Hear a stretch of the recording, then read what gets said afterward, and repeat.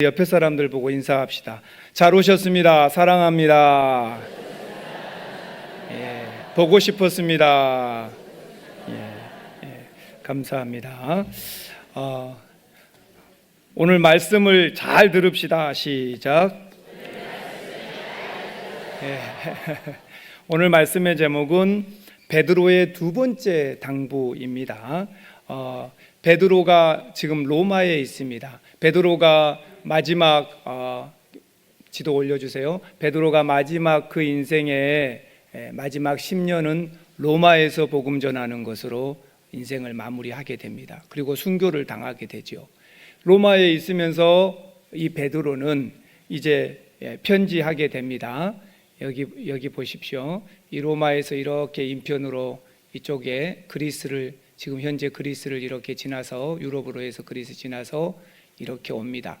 아마 사람을 통해서 인편으로 편지를 보냅니다. 그래서 베드로전서 1장에 보면 본도, 갑바도기아, 갈라디아, 또 아시아, 비두니아에 사는 성도들에게 편지한다.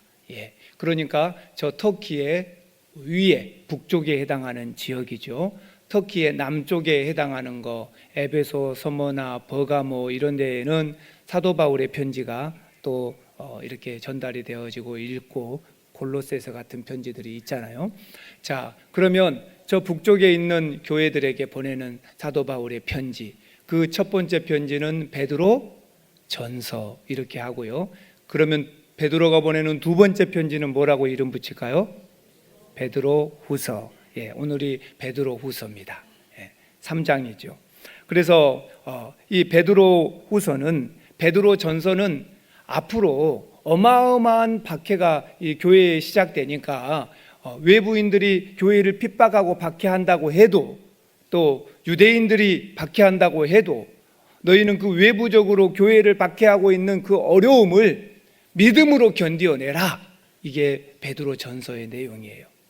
그런데 베드로 후서는 그와 좀 다릅니다. 왜냐하면 교회 안쪽에서 일어나는 문제예요. 교회 안에서 일어나는 문제. 교회 안에 거짓 선지자들과 거짓 선생들이 들어와서 그들이, 사도 바울이 또 수많은 사람들이 전해놓은 그 복음들에 대해서 회방합니다. 그러면서 그들이 뭐라고 얘기합니까? 그들이 예수 그리스도를 부인하고 부도덕한 삶을 살아도 된다라고 주장합니다. 그래서 그들은 절대로 예수님의 재림이 없다. 있다면 왜 이렇게 안 오겠느냐. 그러면서 그들을 흔들어 놓기를 시작합니다. 그래서 베드로서 이 후서에서는 덕과 지식과 절제와 인내와 경건과 형제들 사랑하고 사는 것, 이런 것들을 추구하고 살아야 되는 우리 그리스도인들에게 거짓 교사들이 쾌락을 추구하고 살라고 교만하게, 탐욕스럽게, 그리고 호색적이게 그렇게 사는 자들이 인생을 즐기라고 얘기합니다. 그러면서 교회를 송두리째 흔들어 놓는 겁니다. 믿음이 약한 자들은 여기에 대해서 흔들리겠죠. 그래서 베드로가 편지하는 것입니다. 베드로후서 1장에 보면은요, 그리스도인들은 성화되었다. 그러니까 하나님의 성품에 참여하고 또 나도 그런 체험을 하고 살았다. 그리스도인답게 살아내라. 그리고 2장은 뭡니까? 거짓 선생들에 대해서 말합니다. 그들이 갑자기 나타나서 그들이 교회를 어지럽히고 있고, 그들은 또 그뿐만 아니라 하나님께서 그들을 위해서 형벌을 준비해 놓았다. 그리고 그들의 범죄 행위들은 이런 것들이다 하고 고발하는 것이 베드로후서 2장입니다. 그리고 3장은 뭡니까? 예수 그리스도의 재림에 대해서 써놓았어요. 그래서 마지막 때에 거짓 선지자들이 나타나고 거짓 선생들이 나타나서 교회에 예수 그리스도의 재림이 더디다고 조롱하고 희롱할 것이다. 거기에 흔들리지 말아라. 그리고 예수님의 재림의 때는 반드시 있다. 이 사실을 확신을 주려고 베드로가 기록해 놓은 겁니다. 오늘 본문은 3장이잖아요. 3장 후반부니까 주님의 재림에 대해서 얘기해요. 주의 재림은 있다. 한번 크게 우리가 외쳐봅시다. 예수님은 반드시 재림하십니다. 예수님이 재림하실 때에는 심판주로 오시는 거예요. 예수님이 재림하시면 심판주로 오십니다.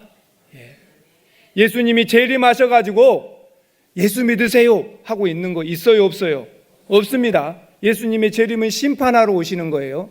그때에는 예수님이 자비가 많으시니까 우리한테 한 번만 더 기회를 주십시오. 예수님은 사랑과 은혜가 풍성하지 않습니까? 그래도 됩니까, 안 됩니까? 안 됩니다. 그때는 심판하러 온 거예요. 그들의 행한 대로 심판하러 오시는 거예요. 그러지 재림 예수님이 오셔서 또 전도하고 예수 믿으라고 하고 이런 일은 없습니다. 이 땅에 온 수많은 거짓 선생들이 자기가 재림 예수라고 주장해요. 그럼 여러분 이거 하나만 딱 놓고 보시면 간단하게 결론이 나오잖아요. 재림 예수면 와서 심판을 해야 돼요. 저렇게 교세를 확장하고 자기가 재림 예수라고 하고 이것은 재림 예수가 아니에요. 온통 성경은 주의 재림 때가 어떻게 될 것인지 말할 때 심판을 말합니다. 그래서 베드로는 주님의 재림의 때가 있다. 그걸 흔들리지 말고 살아라. 누구나 다 우리는 예수님을 한 번은 만날 것입니다. 안 만난 사람이 누가 있겠어요? 상급을 받기 위해서 만난 사람이 있을 것이고 그때의 심판을 받기 위해서 만난 사람이 있을 겁니다. 그렇다면 오늘 저와 여러분들은 어떻게 살아가야 할까요? 지금의 삶이 중요합니다. 상급을 위한 삶, 예수님과의 그런 만남을 고대하는 삶을 사시기를 주의 이름으로 축원합니다. 우리가 스스로 그리스도인이라고 하면서요, 성령의 가르침 또 성경의 가르침을 잘 이해하지 못하는 사람 많어요. 그리고 혹은 또 알고 있더라도 그대로 실천하지 않고 있는 사람이 많습니다. 교회 안에 많단 말이에요. 그런데 사탄은 그걸 교묘하게 이용해 먹으려고 그래요. 들어와서 긁어댑니다. 우리를 쓰러뜨리고 무너뜨리려고. 베드로는 그런 자들이 있을 거라고 경고하는 거예요. 그러니 절대로 흔들려서는 안 된다고 말하는 것입니다. 여기 지금 믿음의 사람들에게 보낸 편지입니다. 안 믿는 사람에게 보내는 편지가 아니에요. 믿는 성도들에게 보내는 편지입니다. 그들이 이미 예수 그리스도가 하나님의 아들이며 예수님이 나를 위해 십자가에 대신 죽었다는 걸 믿는 사람들입니다. 그런 사람임에도 불구하고 거짓 교사들이 현혹된 말에 넘어가서 신앙을 포기하고 살고 교회를 무너뜨리는 그런 일이 있지 말라고 베드로가 강력하게 경고하면서 마지막 때를 생각하고 살라고 합니다. 성도들은 이 마지막 때에 거짓 교사들의 그들의 잘못된 것들을 경계하면서 삼가 깨어 있으면서 믿음으로 진리를 지키고 살아야 할 사람들임을 믿으시길 바랍니다. 오늘 여기 베드로의 두 번째 편지 베드로 후서에서 베드로는 무엇을 당부합니까? 그 첫 번째 당부는요, 재림신앙을 갖자입니다. 한번 따라합시다. 재림신앙을 가집시다. 우리가 영광스러운 주님의 재림을 바라본다면 흠도 없고 티도 없이 그렇게 살자. 베드로가 얘기하네요. 주 앞에서 점도 없고 흠도 없이 평강 가운데서 예수님 만나자. 점도 없고 흠도 없다. 이거는 구약의 제물을 드릴 때의 제물에 대한 모습이에요. 하나님 앞에 드리는 제물을 점도 없고 흠도 없는 것으로 거룩하게 드리려고 애를 썼던 걸 마찬가지. 이걸 배경으로 해서 우리 성도들이 우리의 삶도 거룩하고 흠이 없이 하나님 앞에서 지내자 그 말이에요. 그래서 평강 가운데 주님을 만나자 이 말입니다. 평강 가운데 주님을 만난다는 뜻은 뭡니까? 여러분과 제가 학창 시절 경험했잖아요. 학창 시절에 내가 오늘 영어 숙제를 안 했고 학교에 갔어요. 그러면 선생님이 들어올 때부터 가슴이 어떻습니까? 두근두근돼, 두근두근. 제발 우리 영어 선생님이 숙제 내준 걸 잊어먹게 해주십시오. 그러고 기도하고 있죠. 근데 숙제를 해갖고 온 날은 어떻습니까? 마음이 편안해요. 아이고 오히려 반대예요. 선생님이 숙제 검사를 꼭 해야 될 것인데. 그러고 있죠. 이거예요. 베드로가 하는 말이 재림의 심판주 앞에 우리가 섰을 때 우리가 해야 할 숙제를 다 해놓고 이 땅에서 점도 없이 티도 없이 그렇게 거룩한 모습을 추구하고 살았다면 주님 앞에서 겁나는 게 없을 것이다.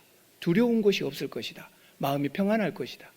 근데 그렇지 않은 성도들은 가슴이 두근반 세근반 하면서 내가 구원을 받을 수 있을 것인가 못 받을 것인가 주님이 나를 책망하실 것인가 근심하면서 그 앞에 서게 될 거라는 거.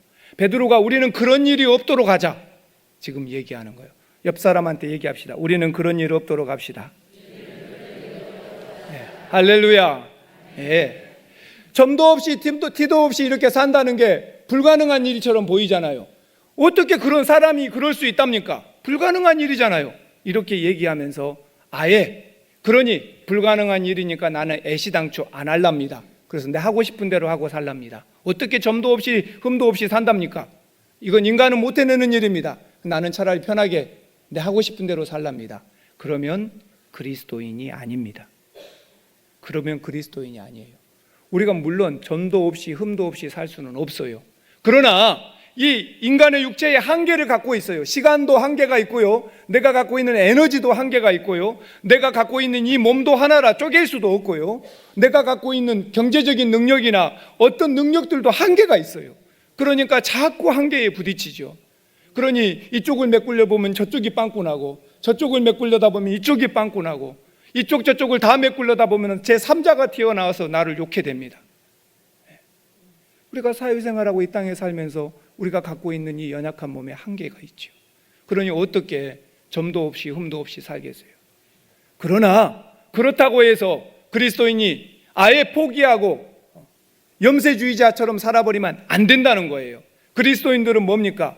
발버둥 치면서 내가 거룩하게 점도 없이 흠도 없이 살아보려고, 그리스도인답게 살아보려고 몸부림을 치는 것이 그리스도인임을 믿으시길 바랍니다. 그것을 하고 사는 그리스도인과 안 하고 사는 그리스도인은 전혀 다른 그리스도인이에요. 전혀 달라요.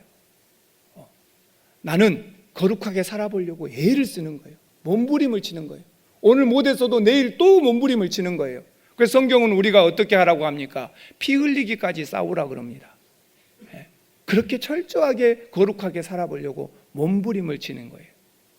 제가 따갈로그 할 때 따갈로그로 처음 만나서 반갑습니다, 이게 뭐냐면 있기나 가갈라꼬 까용 맡길라나 이거예요.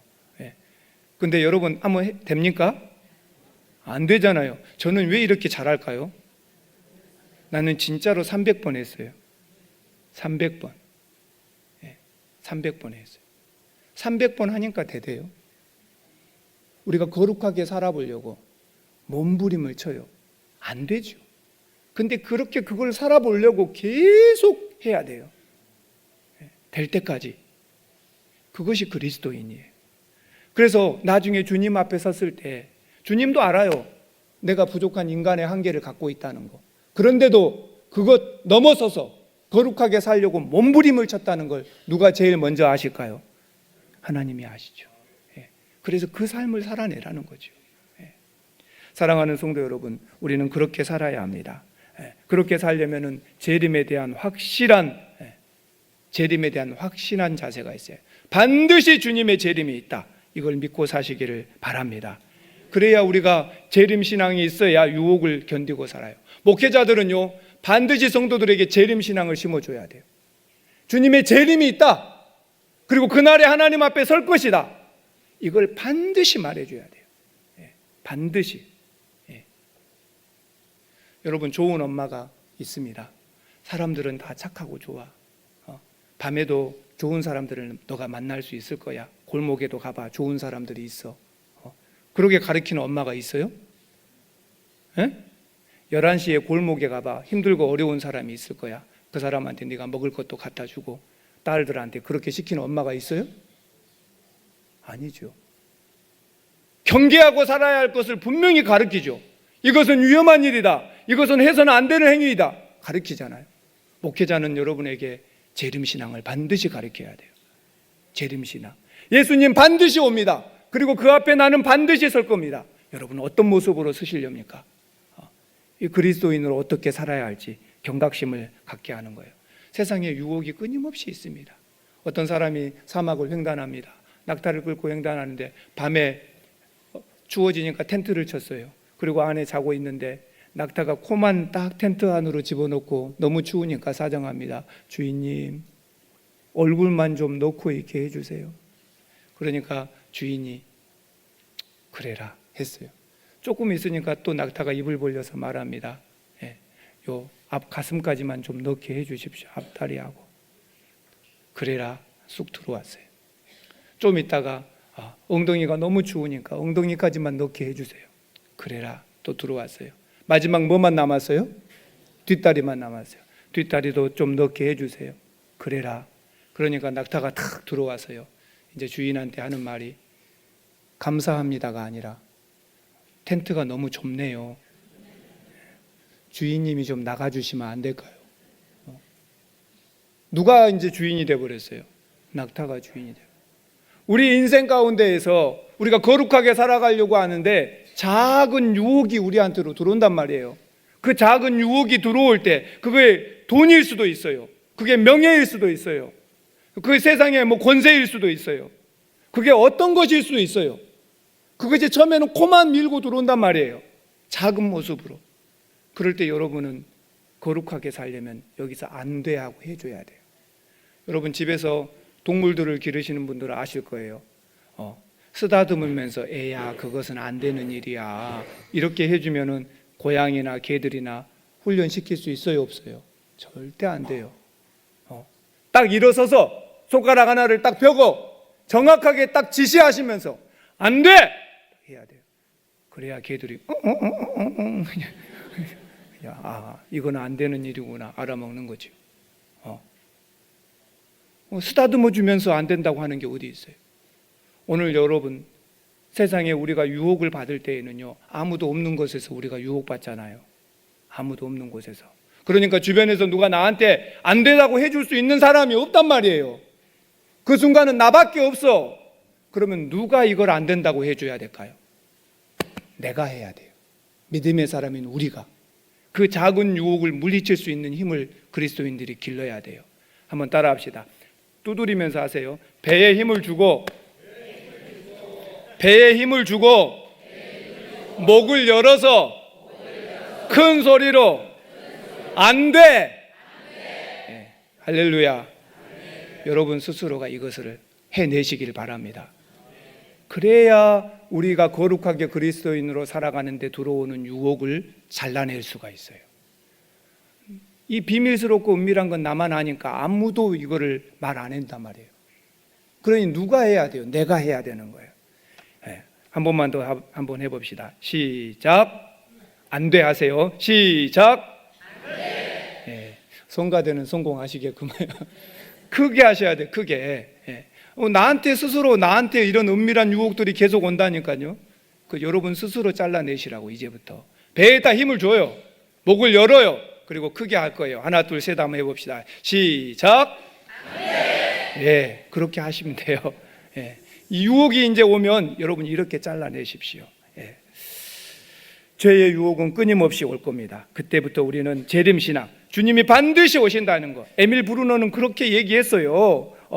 폐에 산소가 필요한 것처럼 우리 인간에게도 소망이라는 것이 필요합니다. 인간은 소망이 필요하죠. 우리 그리스도인에게 최고의 소망은 누구입니까? 예수 그리스도. 그분의 재림입니다. 우리는 그거를 소망하고 살잖아요. 찰스 웨슬리는 7,000편의 찬송가를 썼는데 그중에 5,000편이 재림에 대해서만 썼어요. 5,000편이나. 얼마나 주님의 재림을 고대했는가 알 수 있어요. 얼마나. 우리도 오늘 주님의 재림을 고대하시고 그 재림을 생각하고 사는 신앙을 가지시길 바랍니다. 두 번째 베드로의 이 당부입니다. 오래 참고 계시는 주님을 알자 이거예요.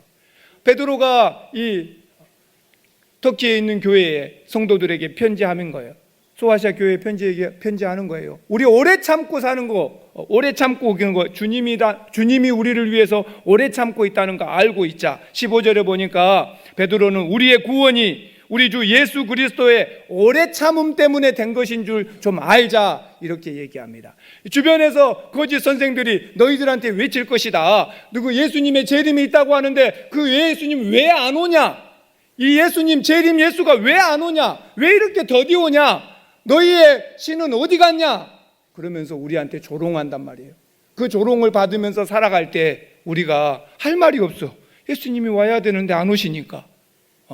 그래서 코가 쑥 빠져가지고 힘이 없이 그 사람들한테 농락을 당하고 살고 있단 말이에요. 베드로가 그렇게 얘기하는 거 아니다. 주의 재림은 반드시 있다. 그런데 주님의 재림이 더디어진 이유가 있다. 그건 하나님이 우리를 위한 긍휼하심이고 오래 참으심이고 그리고 자비이고 사랑이다. 주님이 빨리 오셨다면 여러분 예수 믿은 지 만약에 우리나라에 100년 전에 예수님이 재림하셔 버렸다면 우리는 지금 여기 예수 믿는 사람 있어요, 없어요? 없죠. 50년 전에 예수님이 오셔버렸다면 여기 예수 믿는 사람 여기 이 중에 없을 사람 있어요, 없어요? 저는 참 다행이에요. 저는 주일학교에 있었어요. 예수님께서 재림을 늦추고 계시는 거예요. 또 늦추고 계시는 거예요. 가고 싶지만 안 가고 계시는 거예요. 참아주고 있는 거예요. 그래서 한 영혼이라도 더 구원받을 수 있도록 더 길이 참고 오래 참고 있다는 거예요. 베드로가 이 사실을 얘기하면서 자기가 설득력이 없을까 봐서 베드로 사도를 동원합니다. 여러분이 잘 알고 있는 베드로 사도 있잖아. 베드로 사도도 그의 편지에 보면 이 내용으로 꽉 차 있어. 나만 이렇게 말하는 게 아니야. 베드로도 그렇게 얘기했어. 또 바울도 그렇게 얘기했어. 바울 사도도 편지에 봐봐라. 예수님이 늦게 온 이유가 뭔지. 그건 우리를 위해서 하나님이 오래 참고 있다고 하지 않냐. 그런데 그걸 이해를 못한 사람들은 이해를 못한다. 그러면서 강력하게 얘기하고 있습니다. 우리가 주님이 오래 참는 이유는 우리를 위해서입니다. 왜? 세상 사람들이 그래요. 왜 하나님께서 이 죄 많은 세상을 빨리 심판하지 않으실까 하고 푸념합니다. 그런데 그런 자들에게 말하라는 거예요. 야, 네가 언제 구원받았는가 한번 생각해봐라. 네가 맨 마지막에 겨우 올라탔지 않느냐, 구원 열차에. 만약에 그 구원 열차가 빨리 가버렸으면 너는 올라타지 못했을 거 아니냐. 그러니 정신 바짝 차려라. 누군가 다른 사람들이 올라탈 수 있도록 차장이 계속 시간을 보고 다 됐는데도 조금만 더 기다리고 조금만 더 기다려주고 있는 거단 말이에요. 그런 주님의 마음을 알아야지. 재림이 늦게 온다고, 주님의 재림이 더디다고 안 올 거라고 생각하고 코가 쑥 빠져서 그 거짓 선생들 앞에서 휘둘리면서 마음에 근심하고 걱정하고 진짜 내가 믿는 예수가 없는 거 아닐까? 주님이 재림하신다고 하셨는데 왜 이렇게 안 오실까? 내가 지금 예수 믿고 사는데, 오늘 저와 여러분이 내가 예수 믿고 사는데, 이 고생하고 사는데 만약에 천국에 갔는데 천국이 없으면 어떡할까? 예수 믿는 사람들이 그런 걱정하고 살고 있단 말이에요. 한번 크게 외칩시다. 그런 일은 없습니다. 시작. 예. 예수님의 재림은 반드시 이루어집니다. 시작. 할렐루야. 예, 예수님의 재림은 반드시 이루어집니다. 반드시 이루어져요. 하나님은 이 온 우주를 만드신 분이에요. 한 번만 지구 밖에 나가보면 절로 입이 벌어질 거예요. 어떻게 이렇게 기가 막히게 만드셨는지. 저절로 우주가 펑 터져서 된 게 아니에요. 하나님이 다 만드셨어요. 정확하게 하루하루 1년 1년 정확하게 돌아갑니다. 하나님께서 말씀하시면 그대로 되는 거예요. 주님의 재림은 확실히 있음을 믿으시길 바랍니다. 예. 여러분, 우리나라의 조선시대의 여인들이 예수 믿는다는 거, 그때의 무지와 가난과 질병과 고통 속에서 예수님만이 빛이었어요. 예수님 믿을 때 시댁에서 쫓겨나고 예수 믿을 때 남편한테 두들겨 맞고 그런 삶을 살았단 말이에요. 그런데 그 여인들이 이렇게 놀랍게 고백해요.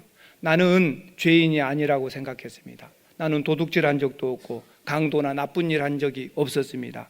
그래서 나는 죄인이 아니라고 생각했습니다. 나는 평생 그런 짓을 안 했기 때문에 결코 죄인이 아니라 생각했습니다. 그러나 성경을 읽다가 내가 죄인임을 깨달았습니다. 인간은 모두가 죄인임을 깨달았습니다. 나의 죄가 너무 무겁게 느껴졌습니다. 그러나 예수님께서 내 죄를 사해 주실로 십자가에 죽으심을 알게 되었습니다. 그러면서 나는 믿음 생활하게 되었습니다. 곧 천국에 가는 길을 만나게 되었습니다. 그러니까 이 사람들이 목숨을 걸고 신앙생활하고 산 거예요. 할렐루야. 네. 어떤 분이 그래요. 왜 교회에는 여자분들이 많은지 아냐고. 왜 그럴까요? 더 큰 은혜를 입었으니까. 우리 조선시대 여자들은요, 부엌에서 밥 먹었어요. 우리나라 70년대도 부엌에서 밥 먹어요. 남자들하고 겸상도 안 해요. 예. 여러분, 우리 어렸을 적만 해도요, 여러분 그런 얘기가, 우리 학창 시절만 해도 그런 얘기가 비일비재했어요. 여자하고 부고는 며칠에 한 번씩 때려야 돼요? 다 알고 있구만요. 그런 얘기를 그냥 남자들끼리 막 하고 그런 얘기들이 사회에 터져 있어서 왜 자기 아내를 남편이 때리는지. 근데 그래야 된다는 거예요. 아니, 그런 말도 안 되는 삶을 우리네 여성들이 살아온 거예요. 근데 지금은요, 완전히 바뀌었어요. 예, 제가 더 이상 얘기하지 않겠습니다. 예, 예. 어쨌든 이런 예수 그리스도의 복음이 우리 땅에 들어와서 우리에게 어마어마한 은혜와 혜택이 주어졌음을 믿으시길 바랍니다. 예, 그래서 저와 여러분들은 예수를 믿는 거예요. 예, 예수를 믿고 살아요. 자, 세 번째 베드로가 하는 얘기가 있습니다. 미혹을 조심해라. 이렇게 얘기합니다. 16절에 보니까 무지한 자들과 굳세지 못한 자들, 그런 자들이 무법한 자들의 미혹에 끌려서 단단한 곳에서 떨어지고 추락한단 말이에요. 그러지 말아라. 이렇게 얘기합니다. 예, 무식한 자들과 굳세지 못한 자들은 누군지 아십니까? 이 무식하다라는 것은 배우다라는 말에서 나오는 거예요. 근데 부정접도 아가 붙어 있습니다. 만다노. 그래서 아마데이스 이렇게 얘기합니다. 그래서 배우지 못한 그런 뜻이에요. 그러니까 사도들이 와서 가르쳐 주지 않았거나 성령의 깨달음을 받지 못해서 하나님의 말씀을 바로 깨달지 못한 사람들을 얘기합니다. 그런 사람들이 또 굳세지 못한 사람들, 믿음의 뿌리가 단단하게 내려지지 않는 사람들을 얘기합니다. 그런 사람들이 믿음의 뿌리가 잘 내려져 있지 않으니까 누가 얘기하면 쉽게 흔들리더라 그 말이에요. 이 무법한 자들, 이 사람들은 거짓 선생들을 얘기합니다. 이 사람들에게는요 법이 없어요. 자기들이 법이야. 하나님 말씀을 자기들 마음대로 해석하고 자기들 마음대로 휘두르고 사는 사람들이에요. 그런 사람들이 이 믿음이 연약한 사람들을 흔들어 대니까 이 굳센데 단단한 데에서 떨어져서 나가더라 그 말이에요. 너희는 절대 거기에 미혹되지 않도록 조심해라. 이렇게 얘기하는 것입니다. 사랑하는 성도 여러분, 성도는요 진리를 떠나는 것을 걱정해야 합니다. 절대로 하나님의 복음을 떠나지 않아야만 합니다. 지금 내가 믿고 있는 이 복음 누가 와서 흔들어도 절대 흔들리지 마시길 바랍니다. 우리가 가진 이 성경은 수천 년을 우리에게 건네온 거예요. 그러면서 지금까지 믿음의 사람들이 지켜오고 산 거예요. 누가 옆에서 다른 얘기를 하고 흔들어 놓아도요 절대 흔들릴 필요가 없습니다. 절대로. 오늘날에도 한국에 자기가 예수라는 사람이 30명이 넘는다니까요. 자기가 재림 예수라는 사람이 30명이 넘어요. 그럼 내가 쉽게 해결책을 줬어요. 그러면 30명 모여라. 그리고 너희 중에 서로 자기가 진짜라고 하니까 한 명만 추려내고 나머지는 이제 아니라고 해라. 그러면 한 명만 남잖아요. 근데 그 사람들이 모입니까? 안 모입니까? 절대 안 모입니다. 왜 안 모일까요? 자기가 가짜인지 자기가 아니까 안 모이는 거예요. 아까 얘기했잖아요. 재림 예수라고 하는 사람이 그렇게 많아도 재림 예수는 심판주로 오시는 거예요. 포교 활동하는 거 아니에요. 심판하러 오시는 거예요. 재림 예수는요 헬리콥터 타고 다니시는 분이 아니에요. 재림 예수는 그런 분이 아니셔요. 세상에 거짓 선생들이 우리를 미혹하고 얼마나 우리에게 헛것을 가르친지 알아요. 성경에서 이것저것 편한 것만 뽑아가지고 그걸 책으로 만들어 놓고 봐라! 그러면서 우리를 흔들어 댑니다. 믿음 약한 자들을 흔들어 대요. 이러니까 너는 잘못됐다고 합니다. 그럼 내가 진짜 그런가? 내가 갖고 있는 믿음이 흔들리는 거예요. 절대로 그래서는 안 돼요. 이 미혹을 조심해야 돼요. 우리 옆에 사람들 보고 미혹을 조심합시다. 예. 러시아의 횡단 열차에 한 여자가 아기를 안고 이러고 있습니다. 근데 막 불안해하고 조마조마해요. 그러니까 말짱하게 이분 신사가 왜 그러요? 그러니까 내가 내려야 할 역을 놓칠까 봐서 이렇게 조마조마합니다. 그러니까 신사가 양복도 입었고 유식해 보이잖아요. 걱정하지 마시오. 당신이 내린다는 역이 나오면 내가 말해줄 테니까 편하게 있으시오. 여자가 좀 안심이 됐어요. 달리던 기차가 멈췄어요. 그랬을 때 이 신사가 여기요 빨리 내리시오 했어요. 여자가 불이 나게 따라 내렸어요. 그리고 기차는 다시 출발했어요. 한참 가고 있다가 깨달은 거예요. 여기는 기차가 잠시 엔진에 문제가 있어 잠깐 쓴 거였거든요. 이 신사가 충격을 먹은 거예요. 내가 여기 안 내려줘 버린 거잖아요. 잘못 가르쳐 준 거잖아요. 다시 돌아왔어요. 그랬더니 여인과 애가 얼어서 동사에 죽었어요. 얼마나 기가 막힐까요? 자기는 맞다고 생각했어. 그게 맞다고. 그게 제일 무서운 거야. 내가 틀릴 수 있다고 생각하고 말하면 나쁜 사람이지요. 근데 내가 맞다고 확신하면서 전하니까 문제인 거예요. 세상에 우리를 미혹하려는 이단들은, 거짓 선생들은 자기가 맞다고 생각하고 전하는 사람들도 많다는 거예요. 근데 그것이 한 생명을 죽이고 두 생명을 죽이고 얼마나 안타까운 일이 벌어지는지 오늘 저와 여러분들 명심하시기를 바랍니다. 예, 정말로 내 손에 빠져서 살면 절대로 안 돼요. 나만 옳고 나만 맞고, 이거 얼마나 위험한 일인지 알아야 돼요. 나 때문에 누가 하나 죽을 수 있거든요. 예, 그래서 항상 나는 말씀대로 살아야 됩니다. 옆에 사람하고 얘기합시다. 말씀대로 삽시다. 할렐루야. 마지막 베드로의 두 번째 당부의 네 번째는요, 그리스도의 은혜와 지식에서 자라가라 이겁니다. 예수를 알아야 돼요. 예수를 알면 끝이에요. 자꾸 예수님을 알려고 해야 돼요. 본질적으로 나와 예수님과 교제가 있는 삶을 살아야 돼요. 예수를 알아야 돼요. 예수에 대해서 알지 말고, 예수님에 대해서 알지 말고 예수님을 아시라고요. 여러분, 여기 앞에 있는 목사님의 뒷조사를 해서 목사님에 대해서 알라고 하지 말고 나를 인격적으로 만나야 되잖아요. 예수님을 만나야 된다니까. 예수님을 알아야죠. 예수님에 대해서 알지 말고 예수님과 직접적으로 예수님과 교제하고 살아야죠. 그래야 믿음이 성장하고 지식이 성장하는 거예요. 우리가 많은 사람들이 그렇게 안 합니다. 그게 너무나도 안타까운 일이죠. 내가 알고 있는 머리에 지식을 많이 담으면 좋은 그리스도인이 되는 줄 알아요. 절대 그렇지 않습니다. 예수님처럼, 예수님의 인격처럼 살아보려고, 예수님과 똑같이 해보려고, 예수님의 모양과 흉내를 내보려고 애를 쓰는 거예요. 애를 쓰는 거라고. 그것이 좋은 그리스도인. 그럴 때 자라가는 거예요. 그럴 때. 여러분, 위대한 사람 옆에 서 있으면 내가 위대해집니까? 배부른 사람 옆에 서 있으면 나도 배불러집니까? 안 되는 거예요. 내가 먹어야죠. 내가 먹어야 배부르죠. 예수 그리스도와 직접적인 사귐이 깊어지시기를 바랍니다. 예수를 아는 사람이 되시기를 바랍니다. 사도 바울도 처음에는 예수에 대한 지식을 알았어요. 그걸로 전도했더니 안 되더라 그 말이요. 그래서 이제는 예수님, 내가 느끼고 아는 예수님을 전했어요. 그러더니 되더라 그 말이에요. 오늘 예수만 바라보고 성도는 은혜 안에서 살아가야 합니다. 은혜로 산다는 거요, 이 헨리 나우엔이라는 예수의 이름으로라는 이 헨리 나우엔 저자가 있습니다. 예수의 이름으로라는 책에 보면은요, 성숙이란 이렇게 나옵니다. 성숙이란. 예. 자, 한번 따라합시다. 성숙이란 자신이 가고 싶지 않은 곳으로 기꺼이 끌려갈 수 있는 능력. 예. 성도 여러분, 우리가 살아가는 이 현실은 동화 같지가 않아요. 그냥 권선징악이 똑 부러지게 나오질 않아요.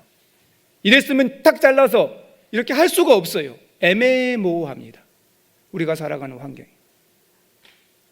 그런 이 세상 속에서 우리가 현실적으로 살아가면서 이건 죄다, 이건 아니다 하기 어려운 상황. 이건 맞다, 저건 틀리다 할 수 없는 상황. 때로는 저분의 말이 맞을 수도 있고 때로는 내 얘기가 맞을 수도 있어요. 나만 맞다고 우기는 것은 너무나 잘못된 거예요. 성숙한 그리스도인이랑 어떻게 사는 걸 얘기합니까? 한번 따라 합시다. 내가 가고 싶지 않은 곳으로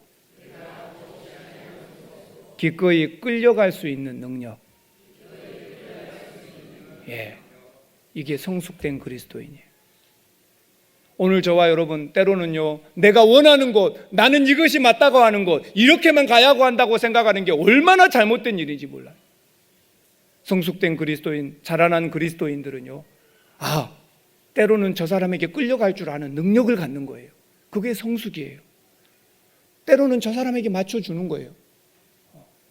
항상 내가 맞는 거 아니에요. 이 현실 그리스도인의 삶 속에서 그렇단 말이에요. 때로는 내가 싫어하는 것들이 있어요.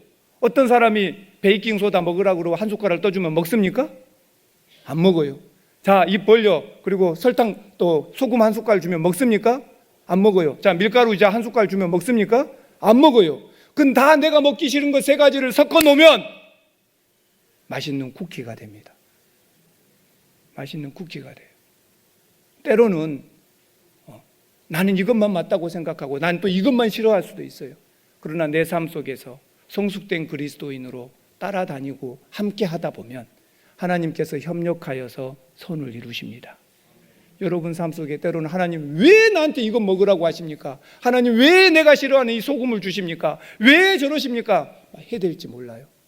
그러나 그것들을 하나님은 모아서 하나님의 큰 일을 이루심을 믿으시길 바랍니다. 그래서 우리 그리스도인들은요, 뭘로 사는 거냐? 내 의지와 결단 그리고 내 능력으로 사는 게 아니라 하나님의 은혜로 사는 거예요. 때로는 하나님께서 야, 소금을 한 숟갈 먹어라. 예. 때로는 하나님께서 베이킹 소다를 한 숟갈 먹어라. 예. 때로는 하나님께서 다른 사람을 통해서 쩔이 끌려가도록 만듭니다. 그랬더니 그대로 해보면 나중에 맛있는 쿠키가 내 입으로 들어오는 거예요. 우리가 그리스도인으로 산다는 건 그런 거예요. 오늘 저와 여러분이 힘들고 어려운 이 세상 속에서 살아가면서 이 베드로의 두 번째 당부를 가슴에 새기기를 바랍니다. 그리고 우리도 은혜로 사는, 내 능력으로 사는 아니고 은혜로 사는 그리스도인이 되시기를 주의 이름으로 축원합니다. 기도하겠습니다. 하나님 감사합니다. 오늘 주신 말씀처럼 이 베드로의 당부가 아시아에 있는 교회들에게 큰 힘과 위로를 주었을 것입니다. 오늘 우리도 이 당부를 받아들이게 하여 주시고 믿음으로 살게 하시고 재림 신앙을 갖고 살게 하시고 예수님을 깊이 사귀게 하여 주시옵시고 세상의 불분명한 곳에서 하나님의 말씀의 은혜를 누리고 살게 하여 주시옵소서. 감사하며 예수님의 이름으로 기도합니다. 아멘.